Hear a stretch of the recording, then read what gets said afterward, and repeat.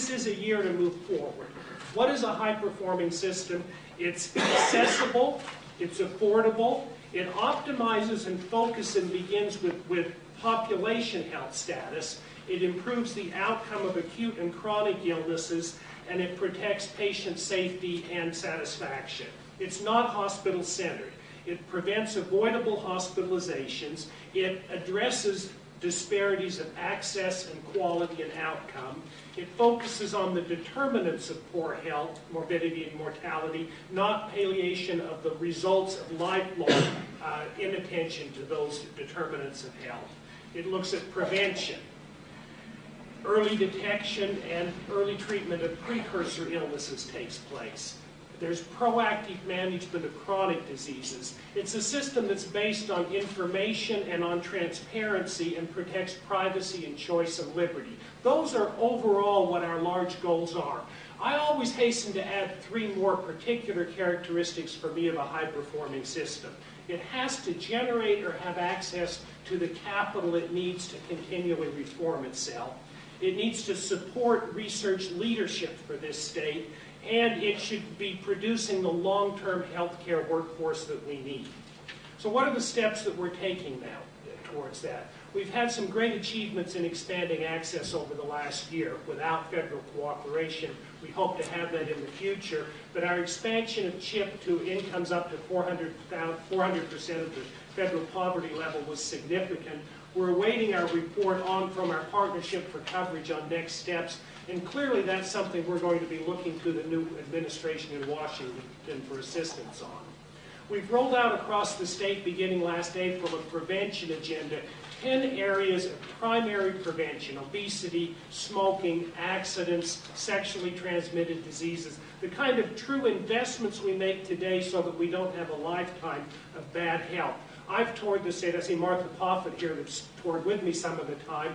We're engaging the local health districts, the county health commissioners, to work with their local hospitals and other institutions to do this on a county-by-county basis. To bring that together, the institutional community health planning and community benefit planning is going to be coming together in 2009, so we get a combined approach from the hospitals and the local health officers on community health planning. We've invested a great deal in health information technology. We're well on the way to having a secure, interoperable electronic health record system. We all know the great advantages that will have in terms of transparency, in terms of efficiency, and in terms of really planning a good system. I always caution people not to over-invest on immediate returns from that.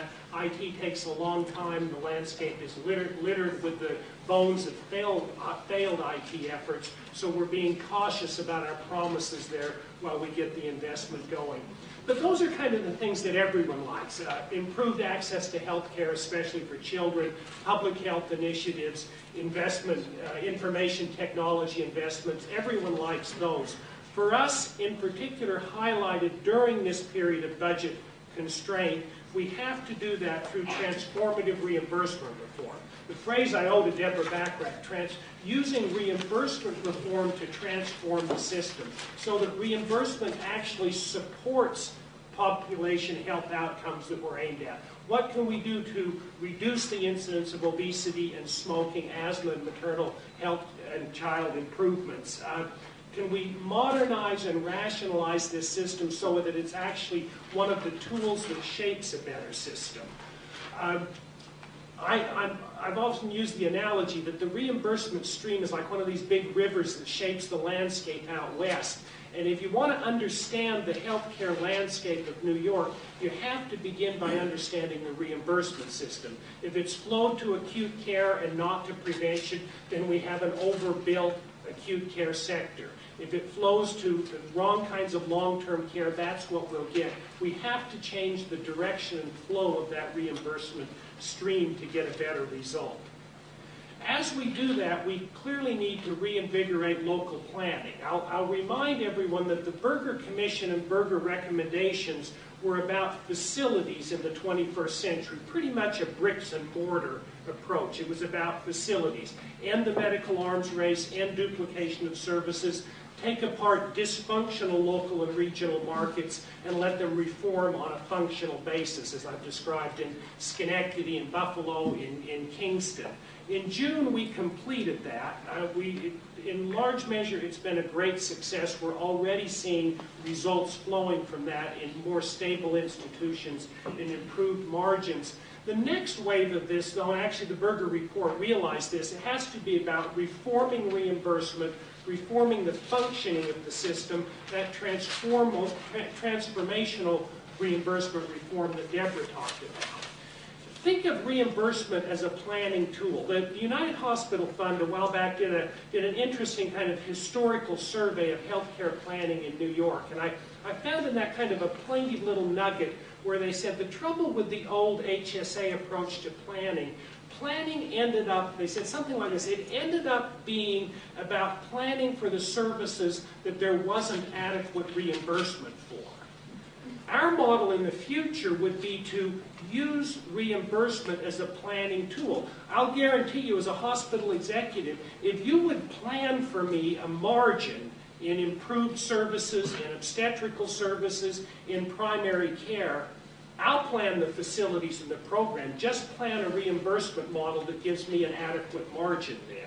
So a lot of what our planning will be is to say, how do you have a functional, self-correcting, self-reforming system that delivers margins to good managers and lets the good managers take it from there? Reform is going to be about changing behaviors. If everyone agreed with this, it wouldn't be real reform. Our idea of reform is something that works in the tough times, not just in the good times. There's going to be shared sacrifice. I know, again, speaking from an institutional background, this is a year in which those profit margins are going to decrease. Some hospitals and other institutions will take losses. We hope that's against non-cash lines. Discretionary salary bonuses and that will be decreased. Investments in new plant may decline. We put a lot of money into that recently. We're going to approach other business partners and say, you're going to have to pay more or help us save money.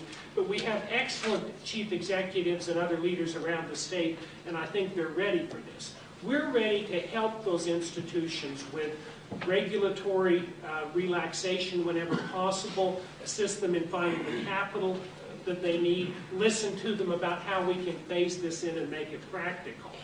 But it's time to get started. I think I've mentioned here before also that I so admire how they built the Erie Canal starting in 1817. They didn't say, plan the whole thing perfectly, make sure Washington's going to kick in, do all of this. The way they build it is they started digging. They said it's going to be really long, it's going to be 280 miles long, we better start digging, and as we dig, we'll solve the problems that we encounter. So this is a tough year. We fully intend to start digging away at this problem, solving it sequentially.